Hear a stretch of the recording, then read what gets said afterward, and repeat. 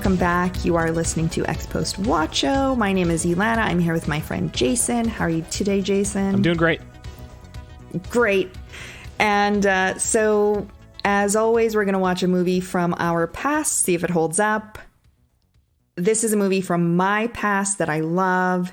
It is something I watch year after year. We're going to be watching The Sound of Music. Jason, have you seen The Sound of Music? I've not. I've never seen it. I've not watched a lot of musicals, period. So this is a whole new world for me. So this is a 1965 film. It won 5 Academy Awards. It was originally a Broadway show, 1959, Rodgers and Hammerstein classic kind of duo, and then was adapted for film. Before that, it was based on a 1949 memoir by a real woman named Maria von Trapp. So it's based on a true story. Do you know much about this, or do you know anything about the story? So I found out very recently this is set during like Nazi Germany. Yeah. Yeah, this is sort of on the eve of World War II. It's just as things start to really ramp up. So watching it as a kid, I didn't really pick up on the sort of sinister, very dark, horrible elements of humanity that are actually present in this movie, because the music is wonderful, and Julie Andrews, who plays Maria, she's just so lovely and full of light, and she's beautiful. But yeah, there's a lot of political stuff going on in the background. And watching it, you know, each year as an adult, I'm like, oh yeah, shit's dark. So I think a lot of people just know the music and they think it's just a, you know, jazz hands musical. But it's actually, it's a lot more than that.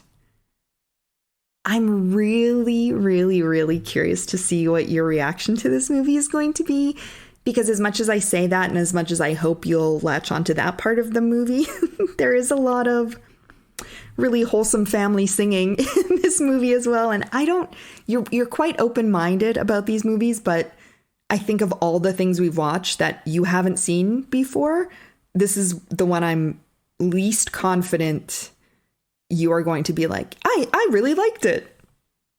Yeah, this might be a tough one. Running time, 174 minutes. Oh boy. I'm not a big fan of musicals, generally speaking. When the musical part happens, I'm just always like, yeah. I don't like musical music. Mm-hmm. So it's going to be a challenge, but I can do it. I will be strong. Yeah.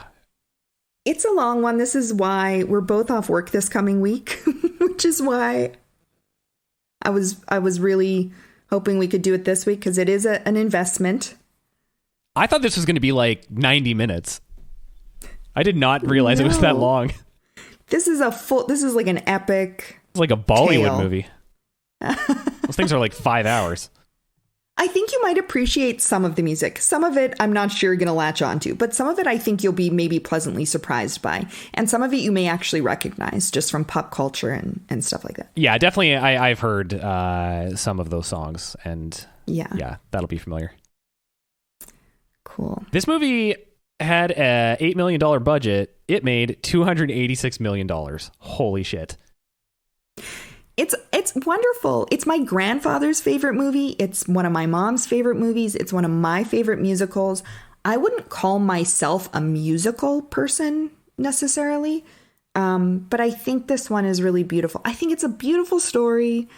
I think my family always watches it around the holidays because it really is about family and what that means, and having integrity and doing the right thing. And so perhaps I recommend this to many people at this time, at nearing the end of 2020. Or maybe this will be up in 2021, I suppose.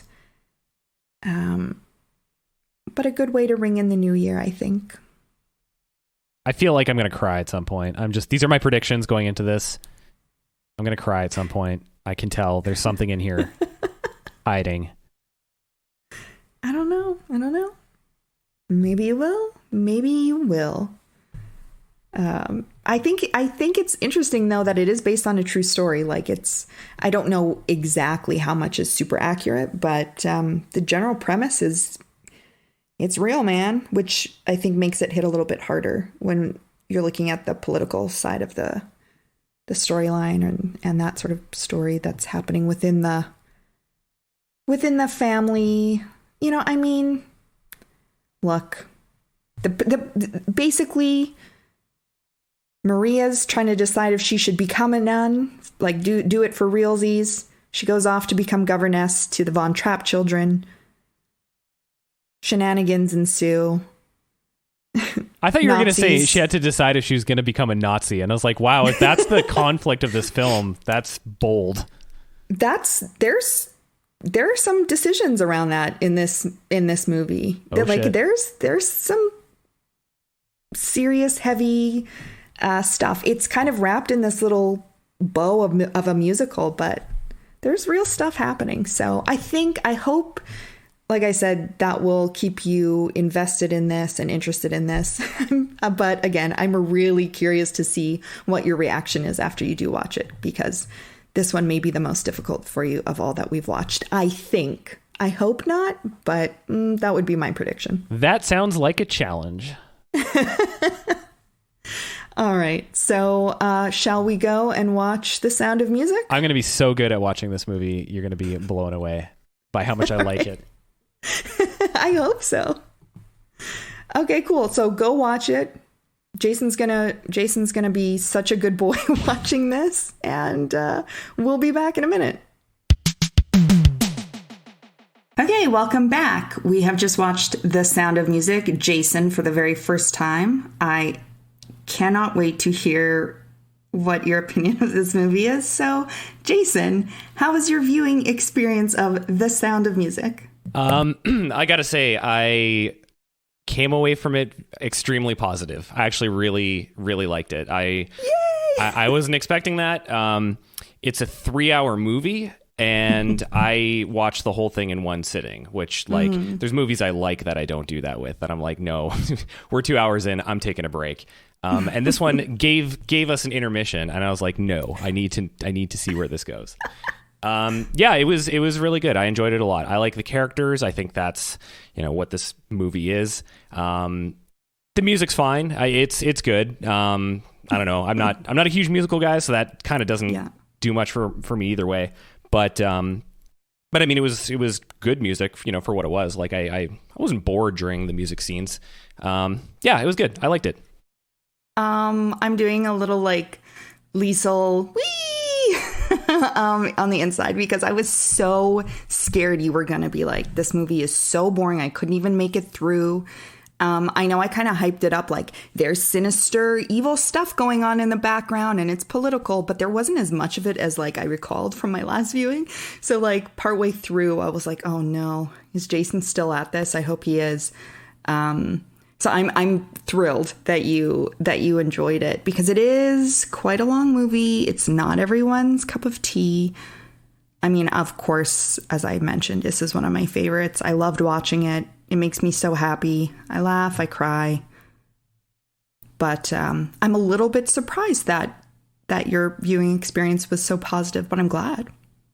Yeah, I guess what maybe surprises me is the part of the movie that I like the least, and I don't really mean that in a very negative way, I guess, but this movie takes an abrupt change about 2 hours and 15 minutes into it. It goes from being a very like wholesome love story to like kind of an intense like World War II I don't want to say action, but like it's the stakes are very high and it's very tense. Yeah. And I was kind of like, I was expecting more of, the movie opens by saying like, this is the final golden years of the 30s, dark sense of foreboding.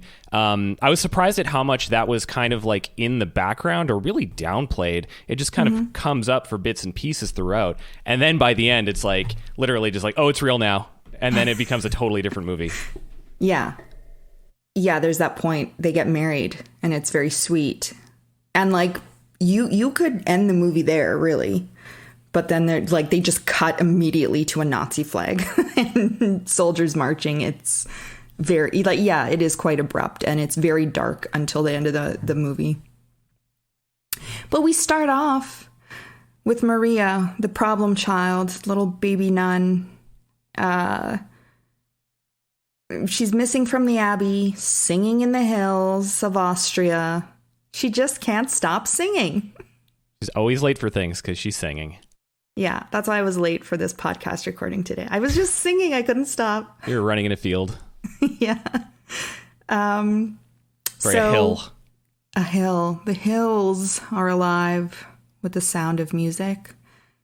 The nuns, they kind of just, that's where we start. She's singing. We see the nuns. We see like 5,000 nuns in the convent. There are so many shots. I have to say, this is shot really beautifully. I've never really noticed before because I was just so invested in the story, but looking with a more critical eye this time, this actually looks so beautiful, this film. Yeah, I was immediately like just impressed with the way it opens with the instrumental music. And you just get these like beautiful shots of like the mountains in Austria, which like thinking about that today, you know, you don't need to have a ton of money to like buy a drone and fly it around and take some nice footage like that. But at that time, like that's really impressive stuff. And then it just kind of transitions into her singing and you're meeting the character. And I really like that opening song. And then, yeah, the transition to the Abbey with the stuffy nuns who are like, we're not sold on Maria. She's a bit of a party girl. Yeah. Or the one is demon.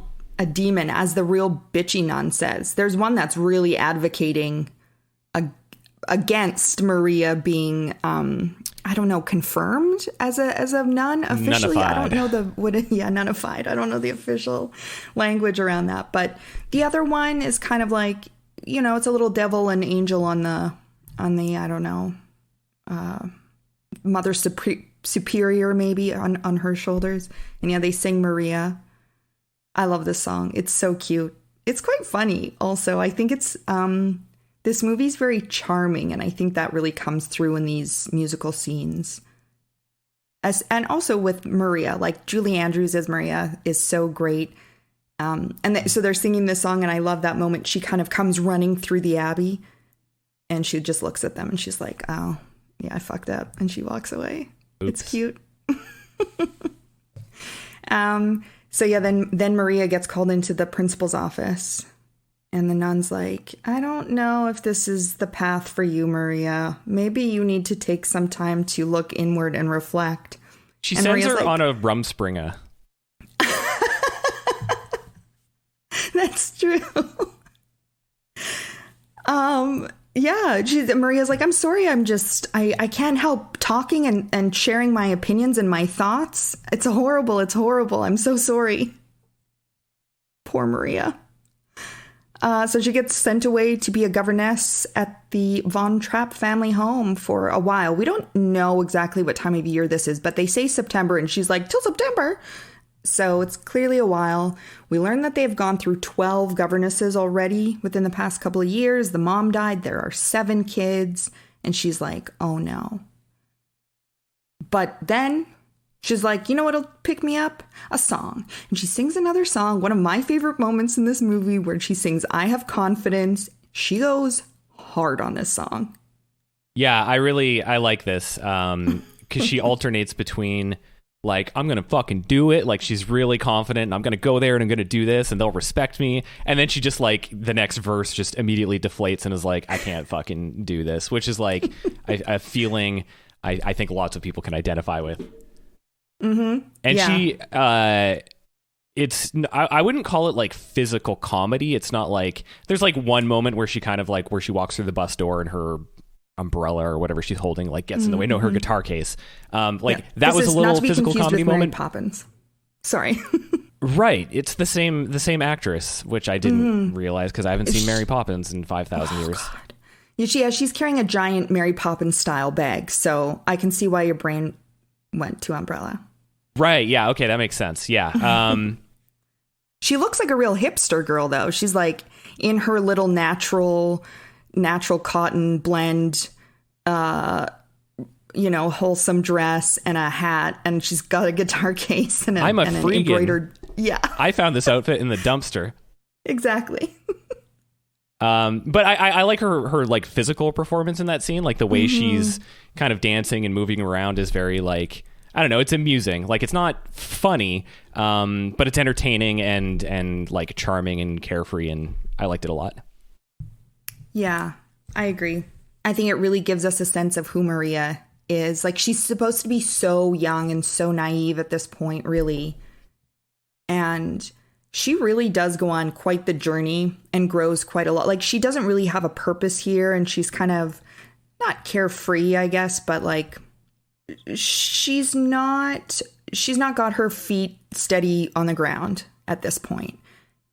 Which obviously at the end she finds a real purpose and more meaning in her life, maybe in the right places, not at the Abbey. Yeah, I think like she thinks she knows her purpose, or at least like you kind of get the feeling that she went into being a nun as like, it's a thing you can do that gives you purpose. Like I'll go do this and focus on this, and this is my mission. But Mother Superior is kind of like, yeah, I don't know. She's got the benefit of wisdom to kind of be like, look, I know you, and I think this might not be a good fit for you. So yeah, she gets sent on this mission to kind of like figure that out. Yeah, I think there's something very romantic about the idea of being a nun as well. Like, I wanted to be a nun when I was a kid. I did not grow up in a Catholic church. But the idea of, having that purpose and giving your life meaning through that sort of reverence and discipline, I do not think I think it would have been a Maria situation where they would have been like, I don't know that this is right for you, but it's a very romantic idea. And I agree. I think that's where she's at. Because she does talk about how she wanted to be a nun ever since she heard the nuns through her back window or something like that, like when she was a kid. So right. She's idealized this idea, romanticized this idea. Yeah, like being a nun isn't really just about the singing. Yeah. It's kind of a whole like lifestyle. Yeah. Actually, I would like to say in the beginning when they go to the Abbey, we get like this vocal choir performance. And that sounded really good. I was like, not much into choir music, but I was like, this is a really good piece of music. Yeah, it's beautiful. So then she gets into the home. The butler lets her in. Classic. She thinks the butler is Captain Von Trapp, and the butler's like, "Oh, come on, lady." Look, butler with no sense of humor and a huge stick in his ass that pays off later. Yeah, you're like, what's up with this guy? Do we like him? Do we hate him? Spoiler alert: we really hate him, but we don't know that yet. I love these shots where she comes into the home. And the way the shots are framed just like really set up the enormity of the situation for her and how out of place she is. She's just this tiny little ant in these incredibly ornate, beautiful, enormous rooms. I think this looks so beautiful. Yeah, I don't know if she has experience with this part of society. Like you don't really know a ton about her background, but like this is definitely like, this is rich people. Yeah. And she's kind of she kind of mocks the lifestyle a little bit while she's standing in one of the rooms, just kind of playing on her own, being playful. And this is where Captain Von Trapp shows up, this beautiful bougie bitch. Fucking Captain Sirius. Incredibly unlikable at first. Just like, oh man, this guy sucks. Yeah. He's pretty buttoned up. He's immediately like, none of that. There will be none of that. There will be no laughter. No joy, no humor. Yeah. No singing. My wife died, and so now I shall run my home like a naval ship. And he calls all of his children down with a fucking whistle. Yeah. That whole scene where they like come out of their bedrooms and like line up at the top of the balcony. One, that looks like, if you've ever watched the show Oz or pretty much any prison movie or story, like whenever they do the count at the beginning, it looks just like that. And then they like all march down the stairs this fucking incredibly Aryan looking family. Yeah. That is one of the interesting things about this movie is like just from a, visual perspective, you're like, wow, this is the most fucking Aryan family ever. In particular, the oldest boy and the second oldest girl. And they like practically goose step down the stairs. Like that's the way they're introduced as this like hardcore military thing. It's a little interesting. Yeah, it's a little intimidating, but I really also like when the captain's like, I will call each of them by their whistle, and they will introduce themselves and you will learn like what their whistles are. And then when he's talking about her whistle, it's just this horrible, shrieking, repetitive sound. And she's like, no. Right away. She's like, no, I will not respond to a whistle. Thank you, but no. Yeah, I like the dynamic between them in this moment because there's like a few moments where Maria is like she's saying like, no, I won't have this, but it's kind of done in this like I don't know, it's her personality, this sort of like cheerful, playful way too. Like she does a salute at him that is like very mocking and he's like taken aback a little bit, and then like he gives her the big speech about the whistles and you'll respond to it, and she's like, I'm not doing that. And then he turns around and starts to walk away and she whistles to get his attention, and he's like very clearly bothered by that. I thought that was a cute little banter between them. Yeah, I think they have such good chemistry, and like you said, their banter is really good throughout the whole movie. There's so many adorable moments. This happens later, but like before he sends her away again, and they're just going at it, and she's like, I'm not finished yet, Captain, and he's like, oh yes you are, Captain. And there's some levity in these very it could have been a really dark movie. His wife is dead. He's got 7 kids he's got to take care of. There's impending war. He's seen war, presumably. It could be really heavy, but there's so much levity with her character, and again, bringing that playfulness into the house and this lightness into the house. And the kids are clearly just little assholes at the beginning. Yeah, they fuck with her, and then she fucks with them.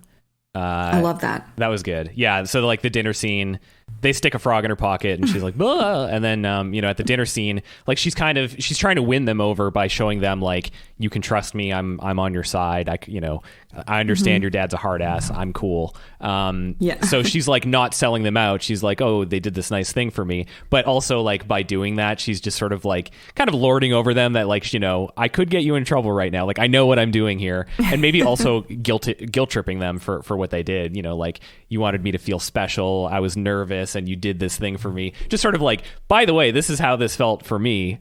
Yeah. Kids. It's a strangely playful guilt trip.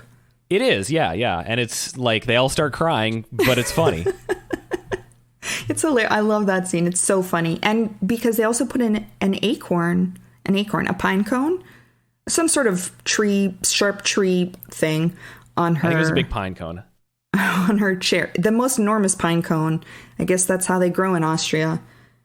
Later, Captain Von Trapp tells her that's when he knew he loved her, which is, I just watching the movie seems like a bit of a stretch, but whatever does it for you, I guess. While they're at dinner, Captain Von Trapp gets a telegraph from Rolf. Rolf.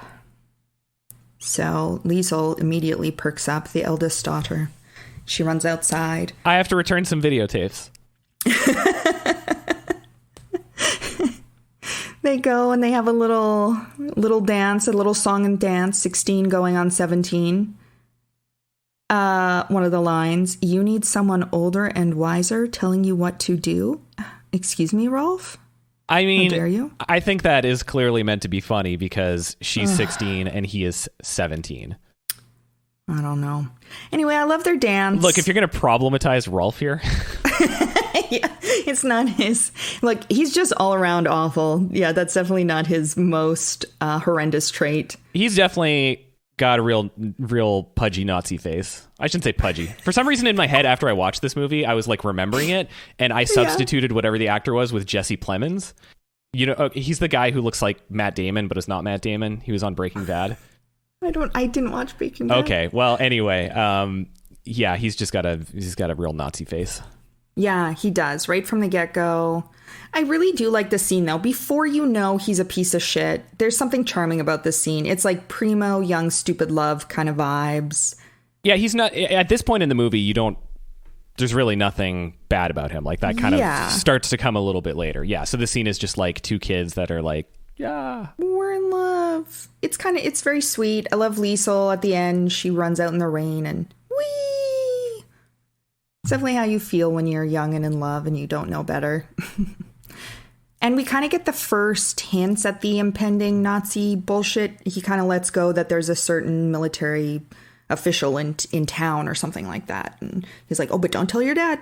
Don't say anything. I shouldn't say anything. So we kind of know he's in the know, but we're not really entirely sure how or why at this point. Right. And he does make a reference to the dad being like really Austrian. Like he says something about the dad. You kind of you're starting to get the impression that the dad is not on the same page as a lot of other people with what's about to happen. And that, everybody does know. Everyone's well aware of that. Where he stands. He's got a reputation, this guy. This sort of leads into like Liesel climbs up the side of the house into Maria's bedroom, and they become fast friends because Maria's going to kind of cover for Liesel. And the storm happens. All the kids end up. I love the girls all end up in the bedroom because they're scared of the storm, and then the boys follow. And they play it so well. All these young kids they give such great performances. The boys are like, oh, we just wanted to come and make sure that you weren't scared. Very charming, very cute. And they sing My Favorite Things, which is one of my favorite songs. I didn't know the context of this song. I've heard this song a million times, but I didn't know that this was the sort of narrative way in which it plays out. Yeah, at this point in the movie, like, she's mom. Like, at that point, they're all in the bed. You know where this is going. Yeah. Yeah, they've all fallen in love. And then Captain comes in and is a buzzkill again. He's like, no excuses, get back to bed. Crying is for pussies. And he shoos them all away. Yep. And Maria wants some play clothes for the kids. And he's like, absolutely not. So she's like, okay, well, I'm going to turn all these curtains into play clothes. And she just does it. Good for her. And the kids are out on all kinds of adventures. Dad goes away to go meet the Baroness, who we're not really sure who she is yet. In another, I don't know, county. Seems like it's a little bit of a ways away. Yeah. Last time he went, he stayed a month. The housekeeper, who I think this is the only... We see her maybe twice. She says, last time he stayed for a month. I think he's going to propose to this lady. So he's away. Kids are now on Team Maria. They're just running around town in their curtain clothes. We get Do Re Mi, another really iconic song from this movie. Yeah, that's I've heard that song 1,000 times since I was a kid. I'm pretty sure, like in my grade 1 music class, we like sang it together. Mm-hmm.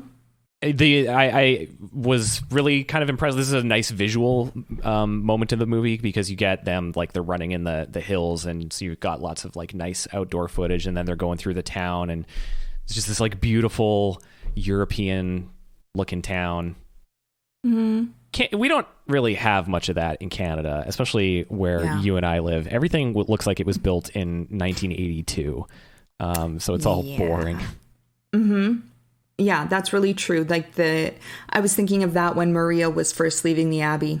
And there was a shot with kind of the perspective was very strange. It kind of fucked me up for a second, where she's looking at, there's a fountain with a giant sculpture, I think of a horse spouting water out. It looks like she's standing beside it. And then as she approaches the camera, you're like, oh, no, this is much larger. Do you know that the shot I'm trying? I might have been writing something down, or I missed it. Yeah. Didn't notice it. Anyway, yes, I was thinking that too. Like the history of the just the architecture and the art and design available to people in other parts of the world is pretty spectacular. Like I always think like people live. That's what they just walk by that on their way to work, and we just sit in our cars and drive through like a gray maze. We love brutalism in my neck of the woods. And maybe, you know, in 100 years, like people will be in West Edmonton Mall and be like, wow, this is how they did things then. It's so different. I've got to say, West Edmonton Mall used to be so much more magical as a kid as well. There were cool things happening there, and there were lights and sounds. Yeah, it's gone downhill. When I was a kid, I lived in Labrador for like 4 years. That's like East Coast, pretty isolated. So for vacation, we actually stayed in West Edmonton Mall for a week in one of the fantasy hotels. Oh, it was boy. The train room. We actually got upgraded to that for some reason. We weren't supposed to have a theme room. That was the craziest shit when I was a kid. Spending a week in a mall, it's kind of like horrible, like really, you know, millennial as hell in an awful way. But that was the happiest moment of my life.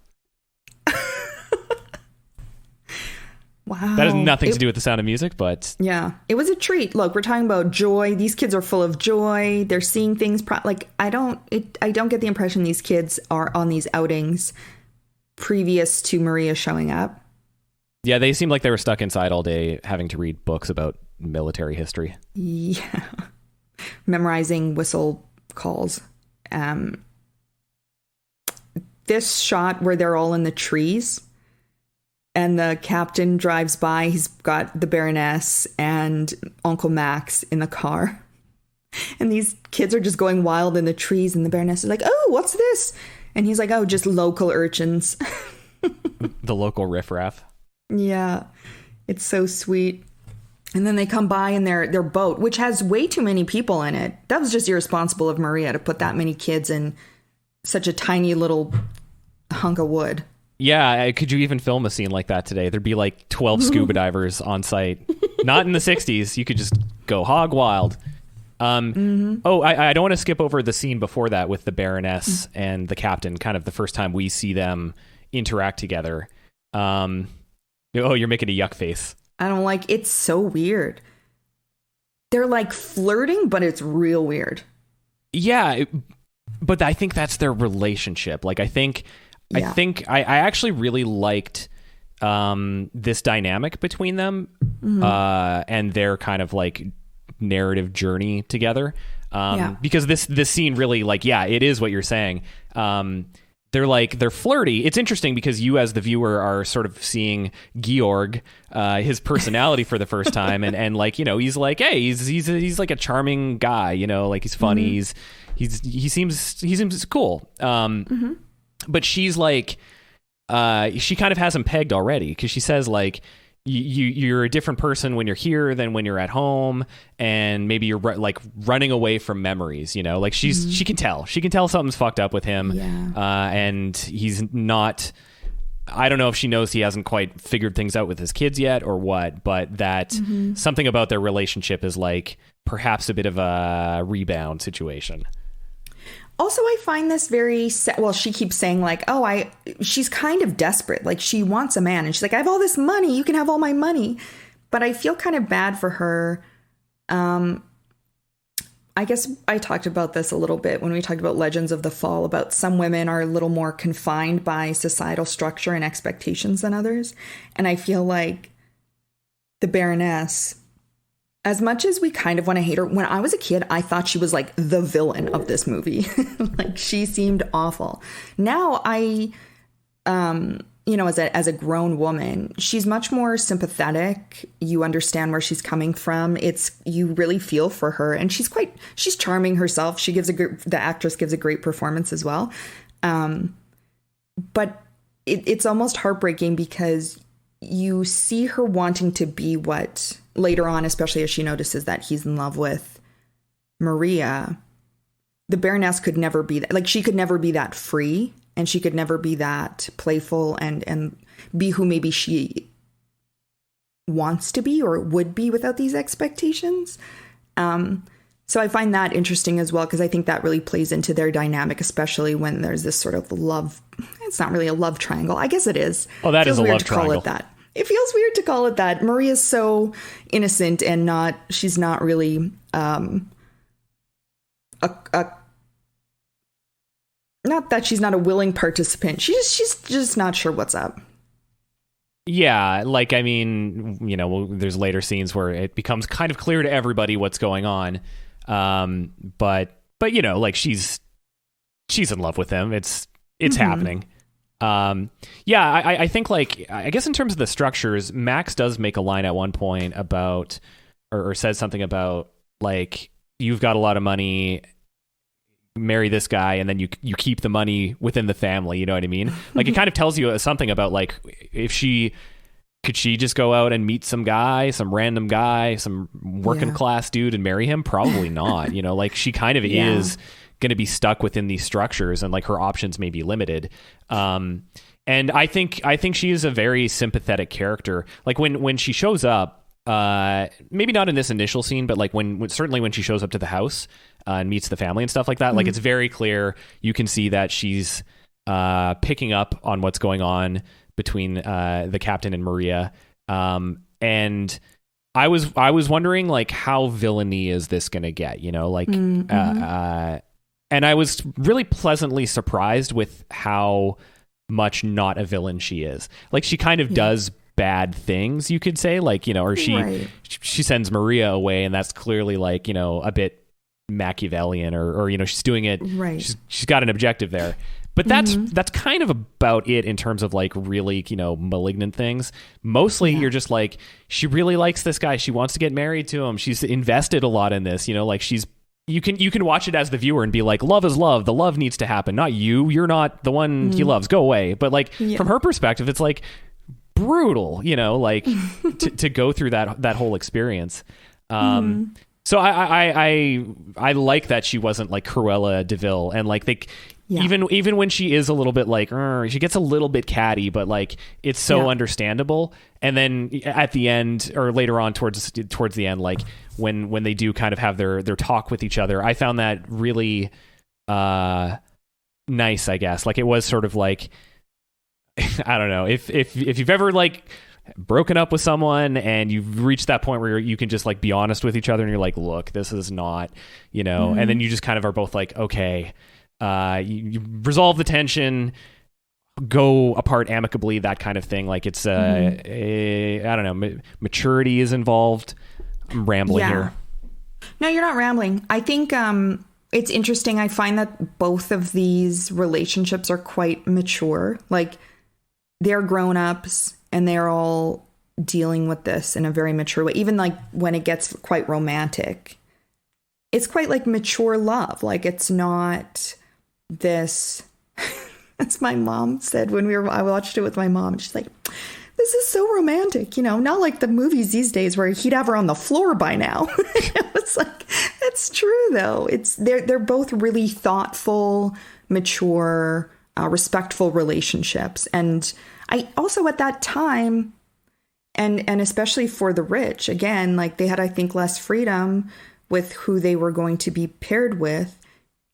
I don't want to spoil the romance of the actual movie, but, like, even the real Maria in her, I don't know if she says it in her book, but she was interviewed, and she said she was never really in love with the Captain Von Trapp, the real Captain Von Trapp. She's like, I liked him very much, but I wasn't in love with him.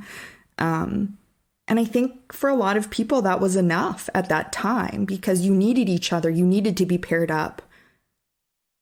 I think that is part of what makes the Baroness, like you said, this is why she's so desperate, is she needs to find someone who's a decent match, who probably she can tolerate, where she can keep her money in the right places. And also, we have to talk about Uncle Max. He's such a little shit, but, like, I find him so charming. I really like Uncle Max. I was trying to figure out if he was, like, someone you should trust or not. And I think they kind of, like, play that up a little bit. Like, yeah, he's sort of like the opening, your introduction to him is, like, talking about how he manages artists and, like, gets all the money and they get the fame, but then he's like, yeah, but then soon I'll get the fame too.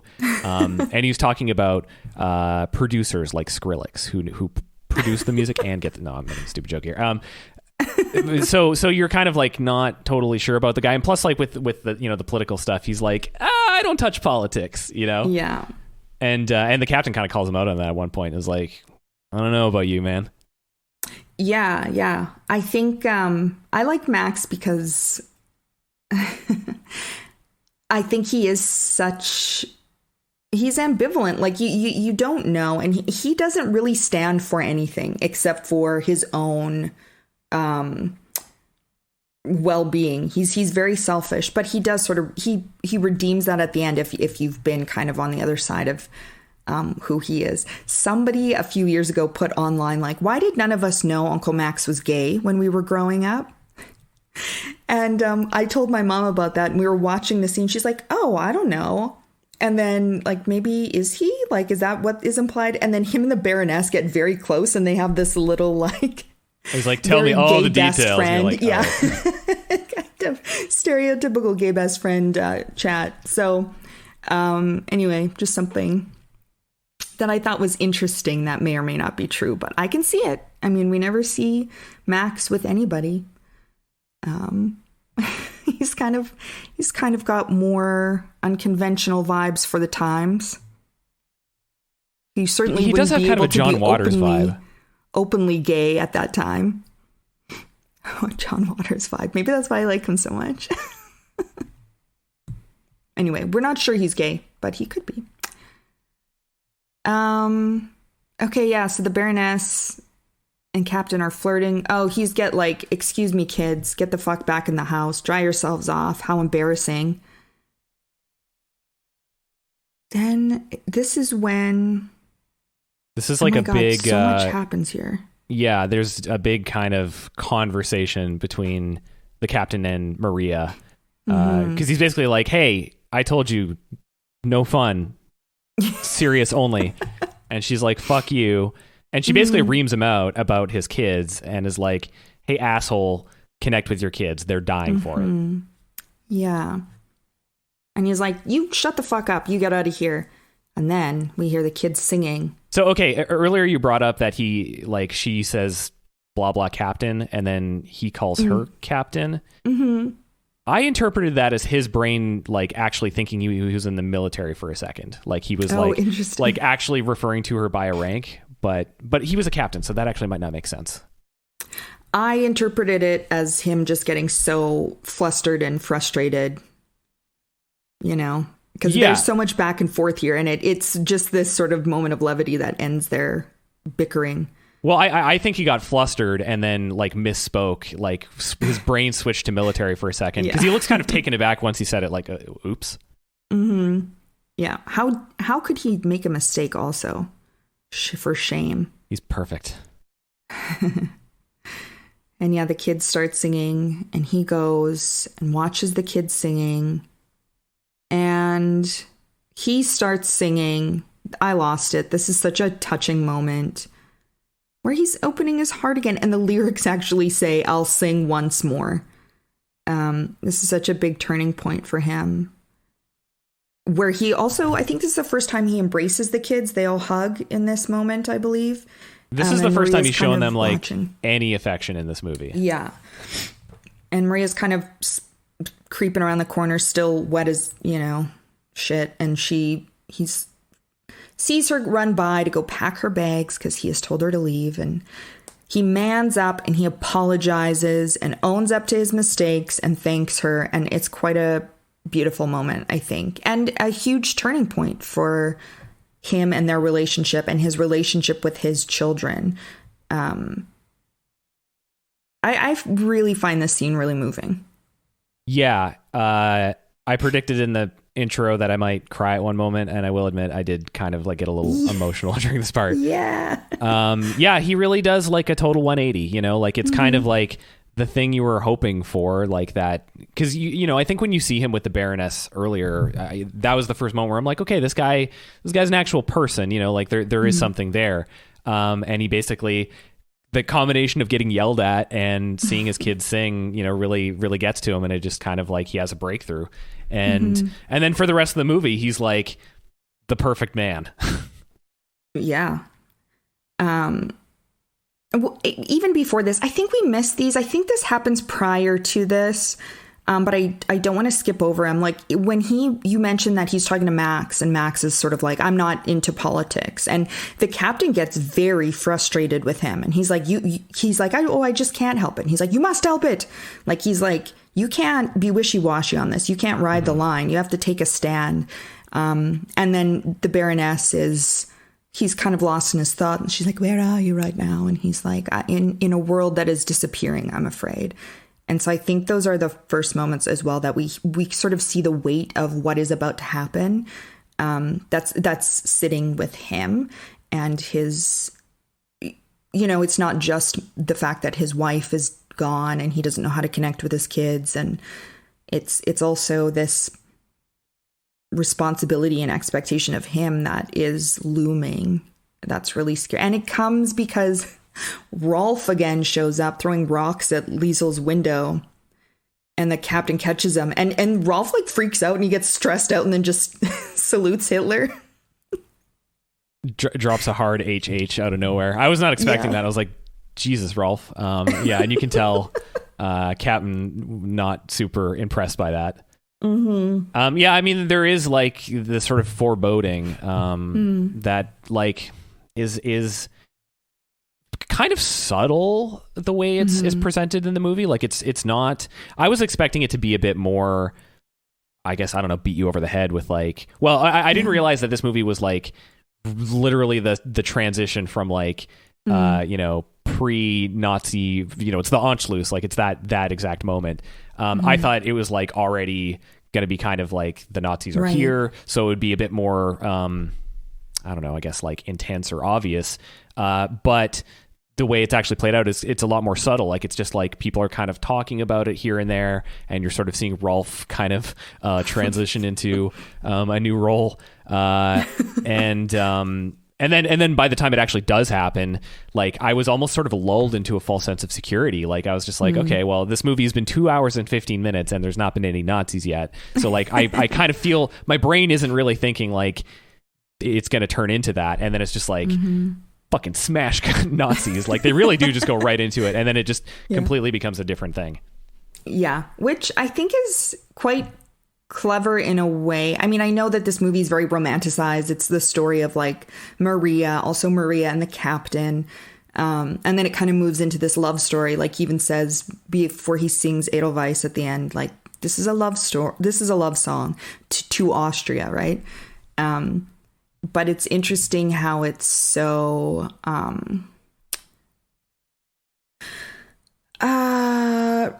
subtle. What's the word I'm looking for? It's just creeping in slowly. There's a word and it's at the tip of my tongue. Insidious. Well, like looking back at historical events with the benefit of hindsight, it's hard to think about what it would be like as a person living in Europe, like Austria or Switzerland or whatever. Like knowing it's just different being a person in the future being like World War II happened, holy fuck, it was terrible. But in that moment you're just kind of like seeing these little things happen and add up, and it's it's a whole process that takes time. And I think that this movie does give you a sense of that like there was this period right before where people were kind of like, is this going to happen? Like, is Germany going to take over Austria or merge with us or whatever? I can't explain the actual politics behind that. I don't really know anything. So that does, like, I guess, like when I say it wasn't, too over the top or beating you over the head with it, it was very subtle. I think that probably is kind of like realistic in a sense, maybe. Yeah, no, I totally agree. That's what I was trying to say as well. But okay, I'm just doing that thing where I repeat what you say in my own words, and then I repeat it again to make sure we both understand, and then we pad for 60 minutes. So then they sing another song, The Lonely Goatherd, for Baroness and Uncle Max and Daddy. I love this scene. I love these puppets. I love this song. These are like 1965 FX. This would be like a full animated CGI moment if this was made today. So this is what people did before TV was invented, huh? Yeah, these kids are jazzed. They're like, can we really keep it? This puppet show? Mm-hmm. Wait, did they say that? Yeah. One of the boys is like, really, can we keep it, Uncle Max? And Uncle Max is like, yes, especially since I told the people at the wherever to bill your father. Oh, okay. That I must have been not paying attention at all during that. Because I was wondering during the puppet show, I was like, holy shit, the production values for this are really high. Like, this is a nice, puppet show stage, and the puppets are really well crafted. Like, did Maria do this? Because she's making dresses. Like, does she know how to make marionettes too? Well, the Baroness does tell her, is there anything you can't do, Maria? Yeah. Meow. Yeah, I really like this. I think you pointed out the women, the female puppets, there was an ample bosom on both of them. I pointed that out when I was watching it last night. I was like, damn, what? Yeah. What's the purpose? Those puppets are stacked. The puppets are great, though. I loved the goat puppets. And I also love the little, it's like a tuba player, and he has little cheeks that move in and out when he's playing. Yeah, like, wow, the mechanics of that. Yeah, it's pretty impressive. It's a fun song. Maria's such a drama queen in this moment. She's like, ooh, and she's like huffing and puffing and like wiping her brow. Like, this is the most labor she's ever done. Come on, Maria. Okay, I will say, I don't think this movie needs to be cut down. I think it's fine at the length it is. But if you were to pick one scene to cut, I would probably pick this one. Yeah, I agree. I don't know what we really got out of it other than like a fun song. I agree with you. But I think this leads into the father singing Edelweiss, does it not? Yeah, I guess it does. But I mean, could you go from the kids singing to the father singing? Like, there's just a puppet show in the middle. I don't know. Maybe that helps with the pacing, because then it's a high intensity moment, and then it goes to the captain playing a song. Maybe it's just to emphasize how happy the kids are with Maria, because not long after this is when Maria takes off. I don't know. Yeah, it's so like the captain gets goaded into playing a song, and he sings this song Edelweiss, which I think is the name of the town or area of Austria. It's it's their, I think it's their national flower or something. Oh, okay. It is a flower. Man, this song gets me good. It gets me at this point, but I think more because I know what happens at the end of the film, and the moment when he sings it at the end of the movie, I think is such an incredibly powerful moment.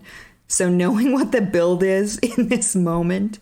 Also, I'm not going to lie, there's something just about a man singing a very tender song that just plucks the heartstrings, Yeah, the song is very like, I don't know if patriotic is the right word, but it's sort of like, proud of your homeland. Again, this is sort of like the funny thing about this movie where like, it's like it's a bunch of very blonde-haired, blue-eyed people who are proud of their homeland.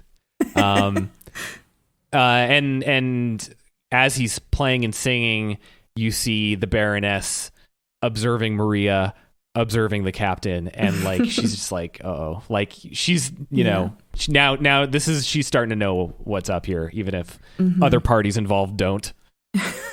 That's true. She's a smarty pants. She's very smart, very observant. And because of this, she suggests they have a house. Well, she's like, oh, you know what? Shh, let's have a party. Yeah, like, oh man, I feel so bad for her in these scenes because she is like so awkward and just like like a third wheel, like she's trying to make this work, so she's like, let's have a party. Yeah, you can show me off. Yeah, solidify exactly. my place by your side. You haven't introduced me to like everybody as, the person you're clearly going to marry. So let's get on that. I love how the party opens with the Austrian flag hanging over the banister. Yeah, and that one guy's like, the Nazi, the evilest Nazi in the movie. Yeah. The Nazi boss. I don't know what his name is. I don't think he's a boss. He kind of comes across to me as like some upper middle class, maybe a bureaucrat or something like that. But like he knows, like this is a thing in all politics, not just like Nazis or fascism or whatever, or like Soviet Russia. It's just like it's universal that there are like fucking middle class managers that know where to like be to, you know, know where things are going. And this guy just gives off those vibes, like just the most untrustworthy dude ever. I'm by boss, I mean like he's the regional manager. Yeah. Or assistant to the regional manager at very least. Yeah, that is a good way of putting it. Okay, so the party's fine, whatever. Maria's dancing. I love Maria's dancing outside, and the kids are like, what dance is that? And she's like, oh, it's just an old, again, Austria. We love Austria. Oh, it's just an old Austrian dance. I haven't done it since I was a kid. And then she executes it perfectly. And then the captain sees her, and he's like, look at that Austrian babe. And he invites her to waltz. And then this is really, I think, where the two of them are maybe like, uh-oh. And everyone else is like, wah, wah, wee, wah. Yeah, and then she's like, I forgot how the rest of the dance goes. I have to leave now. And then, and then we get the Baroness and Maria kind of having their heart-to-heart, which is like, you know, this is the moment where, like, she's kind of her most villainy, but at the same time, like, I thought their interaction was interesting because, like, the Baroness is older and more experienced, and she's like, girl, look, like, she, you know, come on. So there's almost a little bit of like a elder mentorship vibe in this scene, but at the same time, because she is like, she does alert Maria to the fact that this is happening. Like, who knows when she was going to figure it out, you know? Like, it really was like her cattiness and then explicitness about it. Like, look, you know, this is what's happening. And then she's like, yeah, you should just go back to that Abbey. And she's like, okay. And then, you know, sprints away. I like how Maria's so upset. She's like, I never did anything to, you know, give him the impression that I was in love with him. Like, she just doesn't know how love works. But I agree. So the Baroness is a bitch in this, but I think it's only because we know her motivation, but she's just being really blunt and honest. Like, she's not scheming, really. She's not lying. Yeah. She's doing it dishonest. For her own, benefit, but yeah, she's being just honest about the situation. Although it's complicated. When she comes back downstairs and she's talking to Max, they have this little interaction where he's like, maybe Maria can convince the captain to let the kids do the talent show, the folk fest. And she's like, well, maybe Maria is not the one you need to ask. Like that. She was very like villain in that moment. Yes. Well, her and Max are a toxic friendship. I also love in this scene, so Maria leaves, but before that, I just want to also mention how funny it is when I think it's Max convinces them to have Maria at dinner, because that's why she goes upstairs to change. And then that's when the Baroness is like, you should get the fuck out of here. The butler is so pressed about it when they're like, can you please set a place for Maria? And he's just like, I'll get you. Yeah, like he's like, look, this is a class society. You're on this side of the line. Yeah. You're not fucking going to dinner. I've been serving you for 40 years, and I've never. You don't even know my name. Yeah. Yeah. There's a whole different version of this movie just told from his perspective, like peeking behind doors, and he's just like becoming more and more resentful. I would love that. Also, you could just watch The Nanny, because The Nanny is sort of like this movie, but without the Nazis. Okay. That's a heck of a pitch for The Nanny. Fran Drescher is Jewish, though. And is Jewish. And have you never seen The Nanny? I've seen a little. Like, I've come across it, but I don't know the show very well. It's a fucking great show. Anyway, Sassy Butler in that show. I also love the Goodnight song the kids sing. So cute. That's a little weird. I don't know. I would feel very strange if I was like hanging out with someone and they're like, my kids are going to go to bed. They're going to sing you a song. I would be thrilled. But the crowd is really into it. And I think it ends with them like singing a good night with the kids. Like, yes, they all so weird. Yeah. It's very 1960s. Something else about that moment with the dinner scene was like, I felt so bad for Maria because she was like trying to just get out of there, and I think she just wanted to hide in her room. Like, I don't think she was going to leave at that point, but she was like, I need to exit this situation, get away from the party. She almost got away with it, but then it's just like one of those horrible things where like it's happening, you're seeing it happen, but who is it who suggested that she stay for dinner? Was it the captain or was it Max? It wasn't the captain. I think it was Max, and the captain's like, oh yeah, sure, if you want, because he kind of was very flippant about it. He didn't really seem to care either way. So you're just like, you know Maria's super not into that, and you know the Baroness is like, oh fuck, like she's pissed off about it, and they both know like there's sort of, I think between them they're both like really grossed out, and like I don't know if the captain knows what's up, but like fucking Max is just like got to get this folk fest going, so he's like, yeah, Maria, come to dinner. Yeah, I think it just really creates a really like powerful moment. Mm-hmm. Yeah, I remember like watching it going like, what is Maria going to wear? Because they're all dressed in like these beautiful, like very elaborate gowns. And Maria's like in her little Austrian hillside, garb. I was worried that it was going to be like, oh yeah, you can have one of my wife's dresses. Like that would have been the ultimate slight to the Baroness.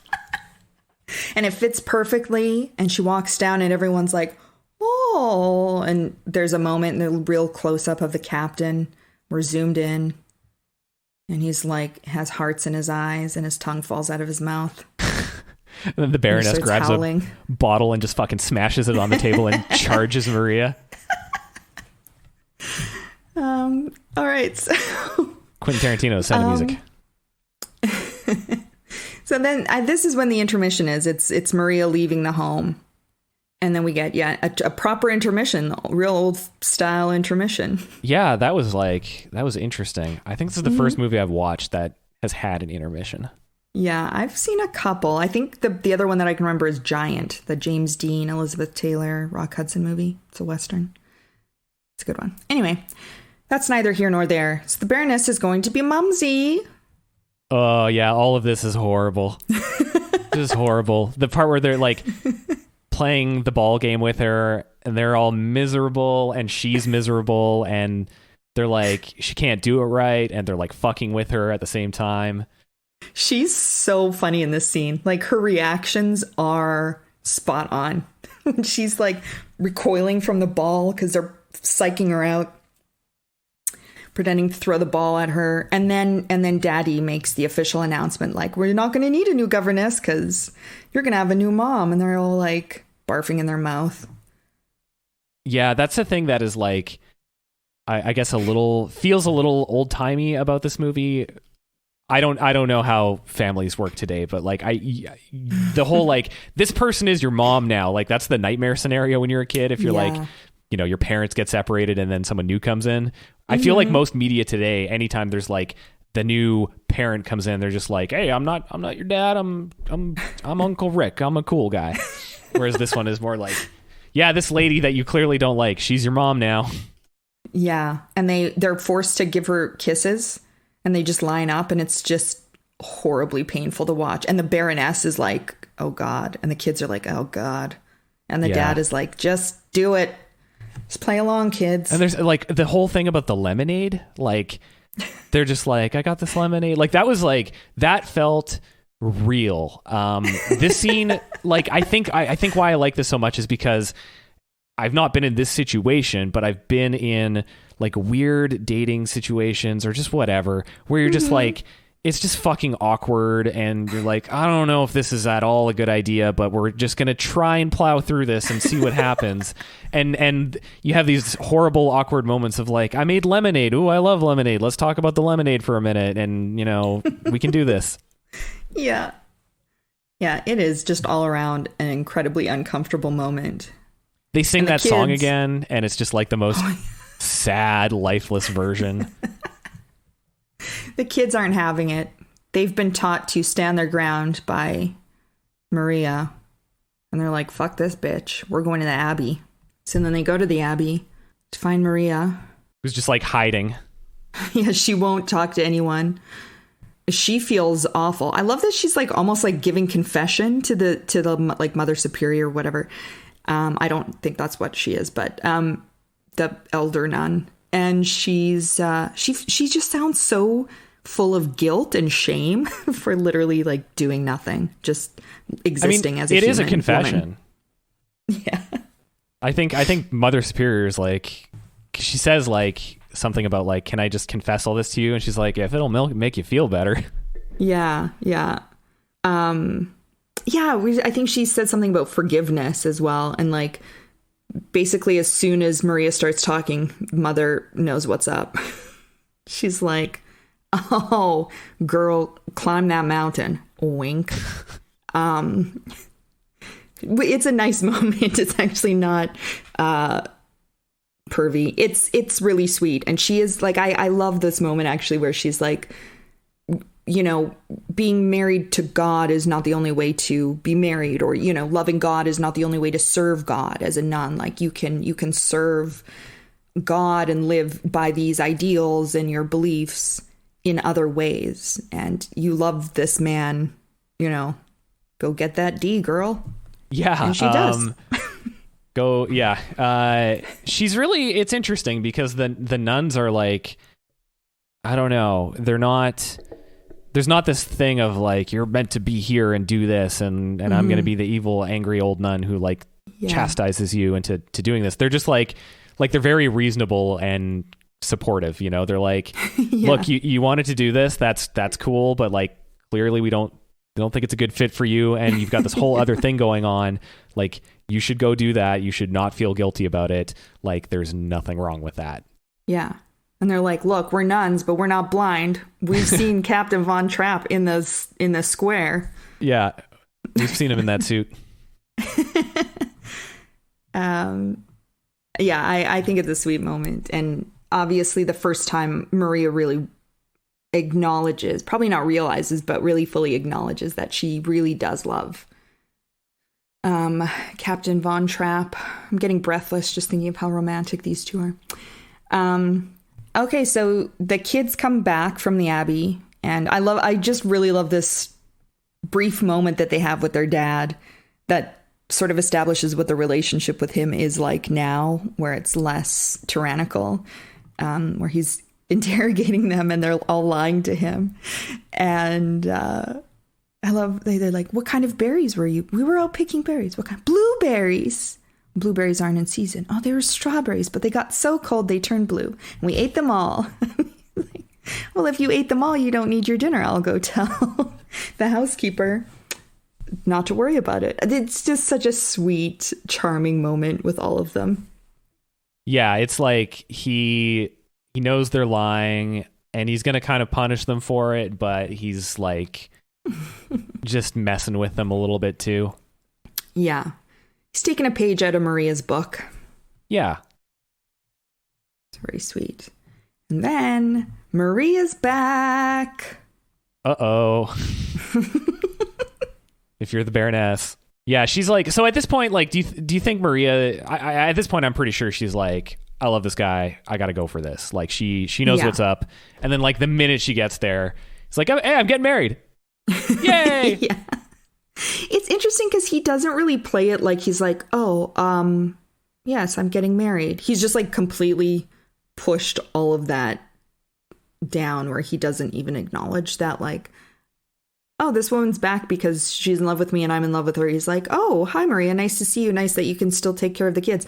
Although, 10 minutes earlier, he was like, you kids aren't going to need a governess because you got a mumsy here. And then when Maria comes back, she's like, oh, I have an obligation and I will be governess until you can find a replacement. And he's like, oh, very good. Mm-hmm. Maybe it doesn't make sense. Maybe he knows that. Maybe he doesn't. Not thinking about it too hard. Yeah. So at this point, I was expecting it to be like a lot more like, oh boy, there's going to be real love triangle hours here. But it gets kind of resolved pretty quick. Yeah. Baroness really, Captain Von Trapp is like watching Maria walk, sort of glide around the gardens in the moonlight. And the Baroness is just like, oh, Georg, we can go on a honeymoon. I have all this money and gifts. She's just not speaking his love language. And he's like, you know what? It's no use. Yeah, she's like, it's sad. Like, I really feel bad for her here because she's like, yeah. Wedding, who's gonna sit where, what are we gonna do? She's talking about the fucking dinner they had, like just desperately trying to like get something going. And he's just like, he just looks at her, he's like, no. we gotta stop this. But I love this because he does it in such a mature way. Like, he says, I'm being dishonest to both of us and utterly unfair to you. The cats agree. He's just really mans up, tells it like it is, but he's gentle about it. Yeah, and she handles it pretty gracefully. She kind of perhaps saves face a little bit by, you know, pointing out like, all right, here's the reasons why maybe you're not the right guy for me, which seemed legitimate. Like, she's basically saying like, I need a guy who like needs me, needs my money. Which like, where are these women and why am I not meeting them? And then she basically is like, pats him on the back and is like, go get her, tiger. I love her lines. Aside from that beautiful, memorable line. Smacks him right on the ass. Yeah. He says, somewhere out there is a young lady who I think will never be a nun. And so she doesn't just say, oh, have a good time. She's like, you know what? Go. Stop fucking around. Just go be with Maria. You both love each other. So it's almost like this weird little blessing that she gives him to tie things up for the two of them, which, is very, this doesn't really happen often in real life. Maybe because they're not truly in love. It wasn't as heartbreaking as maybe sometimes breakups can be, but I thought it was really beautiful, that moment. Yeah, it's really, I don't know how old the character in this is supposed to be, but I looked up, the ages of the actual actors, and like this woman is in her like 40s, so like these are grown-ups that have had experiences, and there's things that come with maturity, when you're 36 going on 37, that you just kind of like approach these things differently. And it's kind of like, I thought that was a really nice scene to just sort of see two adults deal with a very difficult thing, like respectfully, and and then you're just like, go Captain, go do it. And he does.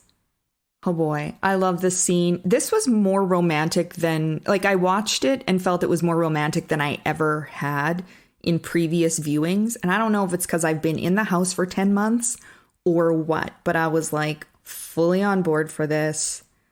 They sing this really lovely song, but before that, they kind of do this little tiptoe around it where he's like, oh, why did you come back? And she's like, oh, I have obligations. And eventually he's just like, look, I'm into this. You want to get on this? And she's like, oh, well, yeah.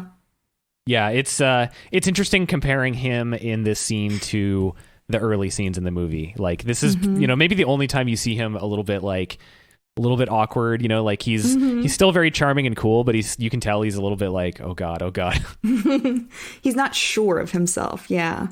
Because she really hasn't given him anything tangible to like hold on to in terms of how she feels about him.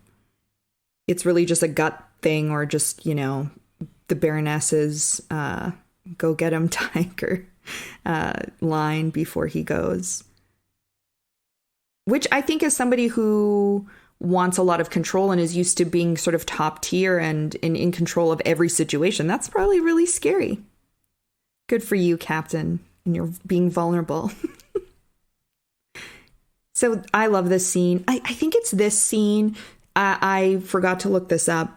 I've read something about this scene before, about how there's something like a light went out or something, the equipment wasn't working, or it was overcast and it was supposed to be brighter, but they actually liked how it turned out with like really just them and their shadows. Like, it's really beautifully shot, and it makes it more intimate somehow. Like, they're really in the dark for a lot of this.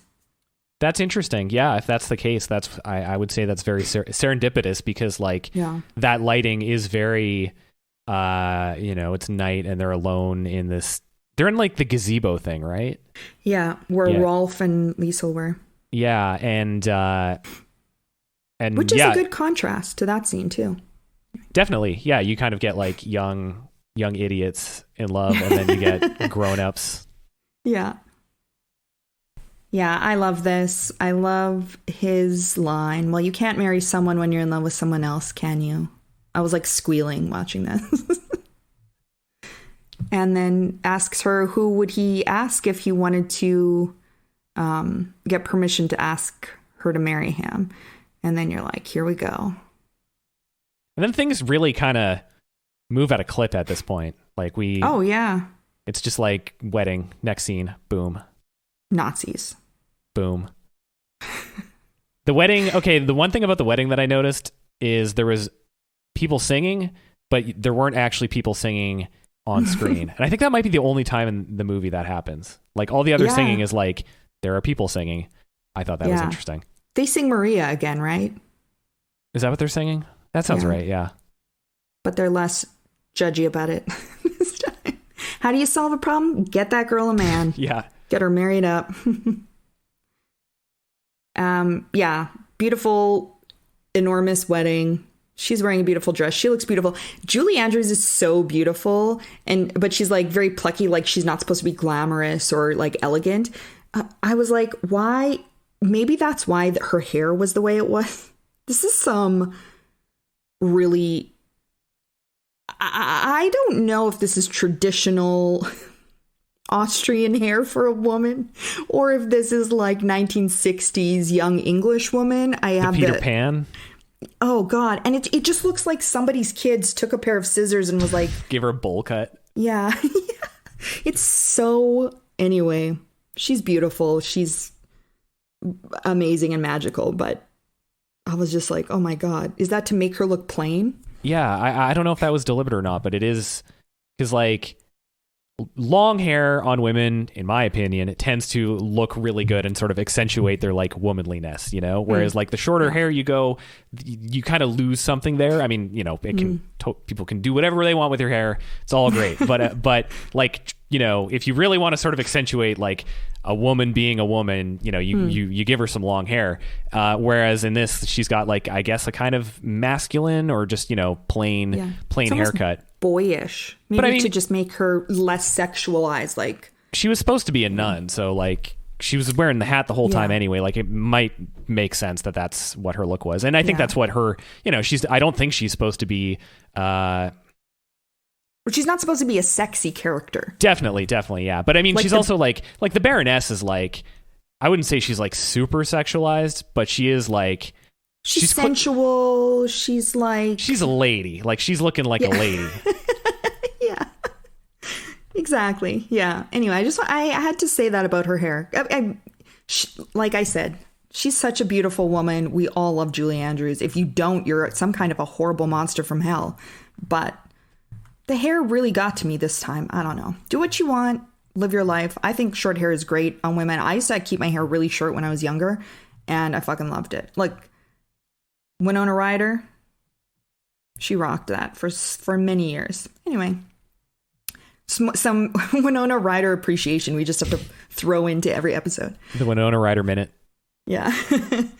So, yeah, we get an immediate cut to a Nazi flag flying, and the soldiers are in town, ladies. So, yeah, this part of the movie, like, I'm like, oh, fuck, there's like 45 minutes left. And I just got like an actual like pit in my stomach. Like it was a big, like I was really invested in this love story. And like you could have ended the movie at that, and I would have been like, that was a great movie. Like it would have been fantastic. So I was, and I didn't know how it ended. Like I'd never seen this before. So I was like, fuck me. Like, are they all going to die? Is he going to die? She going to die? Yeah. Not cool. You know what? I guess having seen it so many times, I didn't like, I noticed the stark contrast between this loving wedding and the Nazi flag flying. But you're right. That really implies a lot. If you don't know the outcome, this part of the movie is very tense. Okay, so then we see Uncle Max and the kids in some sort of rehearsal space.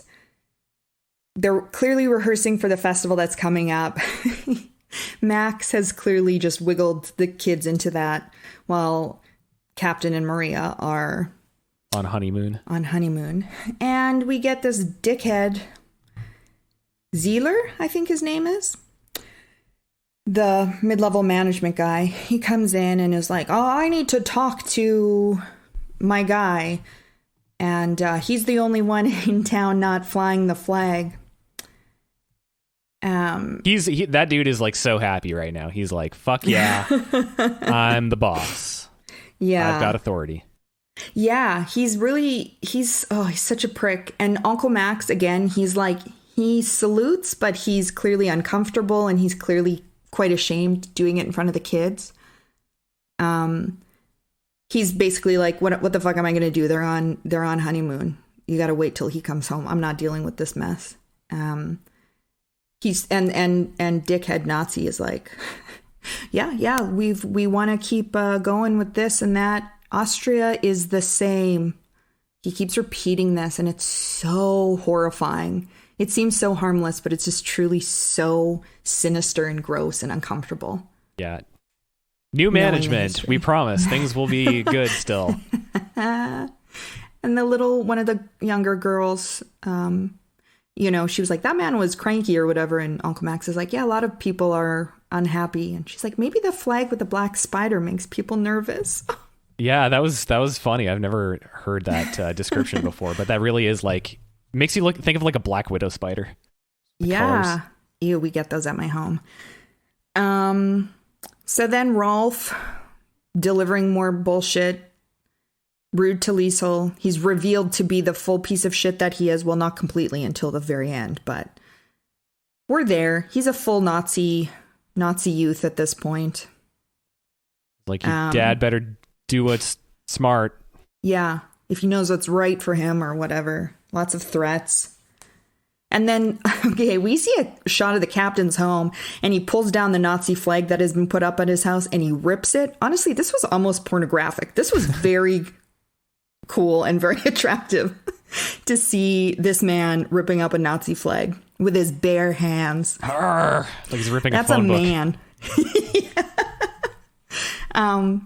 Clearly making quite the statement. I love this character of the captain. It's like a kind of an Atticus Finch type of character where he has integrity and he will not waver with it. And I think he's still not painted as this perfect man or this perfect person, but I don't think that we get these types of characters that often in modern film. It's usually like some action hero who's like, I'm doing the right thing, and then he's like blowing a bunch of people up. Whereas I think in some of these older movies, there's this gentleness and almost like gentlemanliness I'm kind of thinking, yeah, maybe like 12 Angry Men.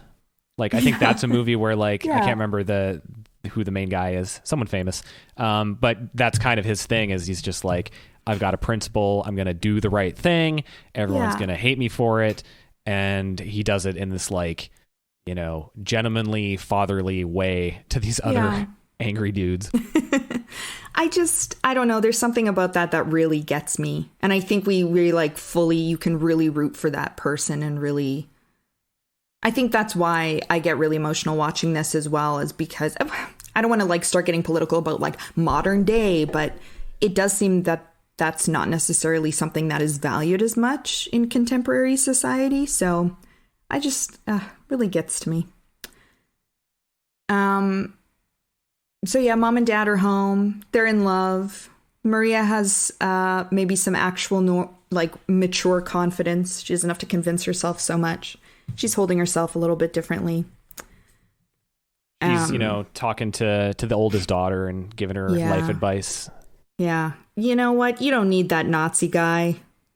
Maybe give it a year or two. What if the guy you like is a Nazi?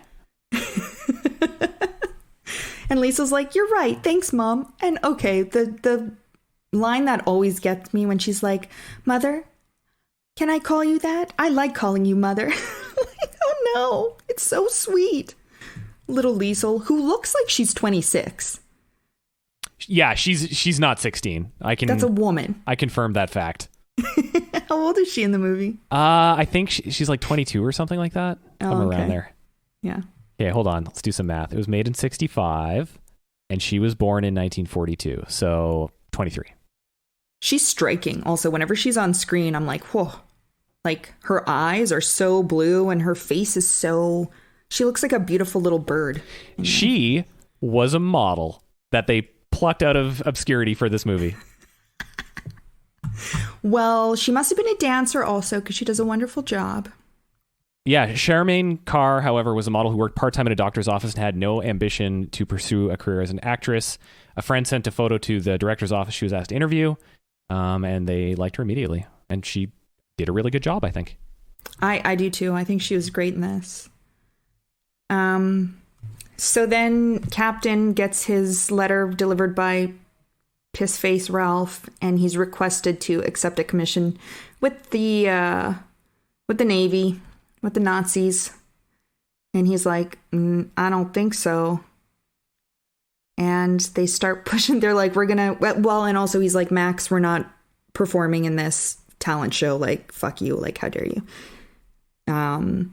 They push the car out, not starting the car. The butler, this evil butler, is staring out the window. Yeah. I'm like, that's why this guy is here. That's why he's in this movie. Did it. I love this car won't start bit. As soon as they push it out of the giant driveway that they have, these Nazi assholes are waiting for them. And they pull the whole, the car won't start. Whoop, I don't know. I think Christopher Plummer plays this so well. This is such a tense moment.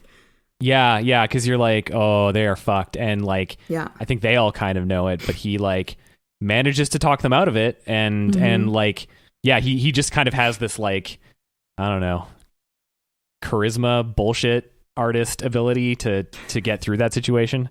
Quite admirable. This has like real high school mean girl energy for me. There's a lot of sass being thrown back and forth and a lot of side eye, and they all know exactly what's going on. But you're right, he charms his way out of it, and Max is there to back him up. And they're like, "Yeah, no, we're not going anywhere. We're just going to we're to sing. We're gonna go sing." And he's like, "Well, the kids' names are on there, not yours." And he's like, "I am the leader of this house or whatever. Shouldn't I go?" So anyway, they go. They sing. This is the most Nazi'd talent show I've ever seen in my life. Yeah, it looks really Nazis everywhere. Like that whole talent show scene, it's a folk festival talent. There's contest. Winners, so that makes it. It's really like it's really intense and scary because you see that place during the day when they're rehearsing. You're like, oh, this is nice, and then it's dark, which is like whatever. I guess that's not inherently scary, but just like it's dark and full of Nazis. And you see that like the main guy that they've been feuding with in the crowd, and then like he's on either side. There's two guys in Nazi outfits, and like I don't know if like you can just stick anyone in that outfit and they'll look like a Nazi. I think there's like a certain kind of face that really like sells it, and like both those dudes look like fucking Nazis. Yeah. It's horrifying. And so they sing a couple songs, and then I like this moment where Max makes an announcement that the captain has been commissioned, and the crowd is not happy about this. He's like, oh, he's been called to the Navy of the Third Reich, and everyone's like, oh, the Third Reich. Oh. They're not interested, even though there are Nazis all over the place. Maybe they're just like, oh no, now they got scared. Now what's going to happen to the rest of us? Yeah, I imagine that crowd is probably full of like people who live in that town, or maybe throughout Austria if it's that big of an event. So like you've got the populace, but then you've also just got a ton of Nazis in it as well. So like it's a weird dynamic where like I imagine if you're someone sitting in that crowd, you're just like, man, like the one we did last year didn't look like this. There weren't all these fucking scary guys in Hugo Boss suits. So yeah, like that moment where he does say like he's been commissioned, and the crowd's like, oh shit. Like I thought that might have been a play to like almost a kind of PR stunt to like make people go like, no, don't send him there or something. I don't know if it actually even accomplished anything, but it was interesting. Yeah. It was a nice detail, I think. And then I honestly might cry when I'm just talking about this. He sings Edelweiss again. I think this, again, he says this is a love song. Sings Edelweiss. It's clearly a love song to Austria. I'm going to cry. I lose it at this part. He does too. He can't finish the song. Maria, his true love, and his children come in and help him finish the song. And then the crowd starts singing the song. Okay, I fully will cry at like a hockey game when everyone sings the national anthem. I'm like, everyone's working together. We're all doing the same thing. This gets me. This really, really gets me. I was like, I have the note, art is political. It's this passive way to say what he wants to say and make his point and communicate something to these people about what he really stands for. And it's also a goodbye. We know that, after we see this movie. So yeah, I was very stressed during this scene because I'm like, is he going to get fucking shot on the stage? Like, I thought that was something that could happen because he was, he's being very deliberately kind of inflammatory, or like the audience loves it, like he's not offending the audience as a whole, but he's very much speaking to like the Nazis and being like, I believe in Austria. So I was like, damn, bro, you got to get fucking out of here because you are not, they are going to kill you. Yeah. So they leave the stage. The winners are announced. I just have to shout out the third place winner. She's that was so hilarious. Funny. With her little braided buns and like she won't stop. Princess She's Leia just hair. Like absolute stereotypical Austrian woman. Like what you imagine when someone's like an Austrian. No offense to the Austrians. That's just the imagery we see, And I love, here we go. The number one, the winners, the Von Trapp family singers. They're not there. The Von Trapp family singers. And then a little Nazi asshole. They're gone. And I love the moment with Max and his face. I think this is a redeeming moment for Max for anything maybe shady he's done. He's clearly pleased that they're gone. He's helped orchestrate their escape. I mean, he could very well be dead as a result of this. Like, because they're gonna know, they'll figure it out. Yeah. Yeah, so he definitely you're like, okay, Max is a good guy. Yeah. So we go back to the Abbey. The family runs. They go to the Abbey. We love these nuns. Even bitch nun taking her sweet time letting the Nazis into the Abbey. Great moments. And then they're hiding out. This part of the movie is so tense when they're in the cemetery and they're hiding behind these huge tombstones or headstones. And the Nazis come in. It's so quiet. And poor little Gretel's like, Greta, would it help if we sang about our favorite things? Now's not the time. So, yeah, fucking Rolf comes in, hides behind a headstone elsewhere. I got mad. I was angry when he did that. What a little piece of shit. This motherfucker. Like, we hate Rolf. Then there's this standoff with the captain. One of, I think, the best moments in the movie. Again, I was super tense in this moment.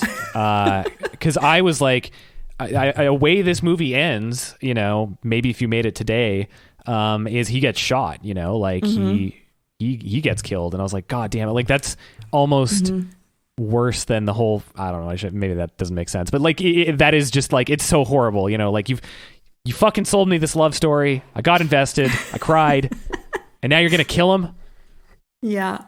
But yeah, so they have a bit of a standoff and he takes his gun. I was like, that was pretty badass. I was wondering when I watched this last year, I was like, I remember I looked up how old Christopher Plummer was. I think he was 35 or 36 when they made this. Because I was like, that his energy in this scene and his ability to just like play that, like, I'm the man, you're a little boy, you fucking weasel, you better stay there. Like, he's almost taunting him and like mocking him through this whole scene. And just the energy that they have between them. And like you said, the tension, it's intense. Yeah. And he seems like he's gonna, like he did it and they're gonna sneak away, but then he makes that one comment where he's like, you'll never be one of them. And I think, just fucking I don't know if that was like get the last word. Yeah, and the kid is clearly like, "Oh fuck you," and then blows the whistle. And I was like, "No." Yeah. I know. Really scary moment. And then they're starting their cars. Okay, also the speed at which the Von Trapp's car, because they've taken a car from the Abbey, the speed at which that car flies by the building made me laugh out loud. It looks like it's gonna like just fall into two pieces on the road. And the Nazis get in their cars, and then the nuns, I have sinned, and they reveal that they've taken parts out of the car. Good on them. Yeah, that okay, so this is me overthinking things a little bit, but like they're going to look at the cars and they're going to be like, "Oh, this part that is big and noticeable and important seems to be missing." And it happened right when we parked in front of the Abbey where we think they were sheltering the fugitives. Do you think the nuns did it? So respect to the nuns, because they're, that could fall back on them too. Everyone's making sacrifices for this family because they all saw the first 2 hours and 15 minutes and they're like, they need to be protected. Yeah, but it works. Look, this little family, our final shot after all this, we see them in the hills of Austria, escaping, off to live what we hope is a happy, safe, beautiful life all together. In the real story, apparently they took a train to Italy, I think, and then kept going from there or something. But they didn't actually climb over the mountains of Austria. Yeah, apparently that actually would be impossible. Yeah, like it would be like 200 miles or something like that. Yeah, the real story. So I read about the real story. Yeah, it's not as fun or interesting. Because like they got married like 10 years before, like it was like the late 20s or something like that when they actually got married. And like, yeah, she does say, I didn't really love him. I wasn't in love with him. Although she does also say like, but kind of as things went on, like, she grew to love him, and it was by the end an actual, happy marriage. Yeah. And the family, like the book is called like the Von Trapp musical family or something like that. And basically what happened was when they escaped, they had to actually do music to make money. Like they were doing that to get by. And the dad was like embarrassed about it. Like he was like, he kind of thought it was a bit degrading. So that's not as fun. I kind of I like this story better. This one's good. Yeah. I love this story. I think like for me, every single time I watch it, I see something new. It, of course, as I grow older and wiser, hopefully, different things hit me in different ways. Like I said, like this time watching the love story, that hit me a little bit harder than it ever has before. And I really appreciated sort of how romantic it was, which I've always thought it was lovely, but I was like, oh, damn. Okay, Captain Von Trapp. I love this movie. I think the music's great. I've been singing it all day because I watched this last night. I can't help but sing it when I watch the movie. My mom and I were like bopping along with all of it. I love the cast. I think Julie Andrews and Christopher Plummer are brilliant in this. I think it looks beautiful. Like I actually like I don't know all the technical terms. I don't know all the proper ways to frame a shot, but this looks beautiful. Like I think it's well shot. It's well blocked. Yeah, it sounds great. Like the music actually does sound really beautiful, and like it was recorded in a really it doesn't sound like something from 1965. It sometimes sounds like, I don't know, this must be remastered or something. Anyway, I really can't fault anything about this movie. For me, like for what it is and what it's doing, I think this is a perfect musical. It's like I was also saying before we watched it, it's so special. Like in my family, this is a movie, like it's my grandfather's favorite movie. It's my mom's favorite movie, but so it has special significance to me, but I really do think it's great. And I'm, again, quite surprised at how much you enjoyed it compared to what I thought you might feel about it. So I'm feeling great about this movie. I mean, I think the challenge of this podcast is to bring up a movie to the other person that you don't think that doesn't necessarily seem like something they'd like, but actually based on the quality of it, it's good. Yeah, I really enjoyed this. I was not, I guess I wasn't expecting it. I wasn't, going into it like cynically or like, thinking it was going to be bad, but it just seemed like a real uphill battle. And it didn't take long for me to get invested in the story and the characters. And, for a 3-hour movie to just kind of plow through it in one sitting, like I was like, yeah, I like this. I agree with everything you said. Like it's good looking. I think it's cool that, they went to Austria to film most of it. Like some of the interior stuff is just like sets in Hollywood, but there's like this beautiful footage of Austria, and like that kind of in and of itself is just like a nice sort of capsule, a little time capsule. Yeah. It's almost like National Geographic quality of footage. And, there's no bad performances in this. Like I like everybody as all of the characters. And I think, definitely the two, Marie and the captain, have amazing chemistry, as well as the Baroness. I really like that character and what that brought to the story and how that was all put together. Like, I think she's a very crucial part of it as well. Yeah, it's a good movie. I like it. I'll watch it again someday. Probably not anytime soon, but definitely think highly of it. Amazing. Yeah, I mean, I give it 10 out of 10. Captain Von Trapp, dreamy eyes. I'm gonna give it 9 blue strawberries out of 10. Amazing. Okay, perfect. So that was The Sound of Music. If you're enjoying listening to this podcast, we'd really love it if you would, do all the stuff, subscribe, give us a rating, especially if it's a good rating. That would be great. You can follow us on Facebook and Instagram at xpostwatcho, or on YouTube. You can listen to the episodes there.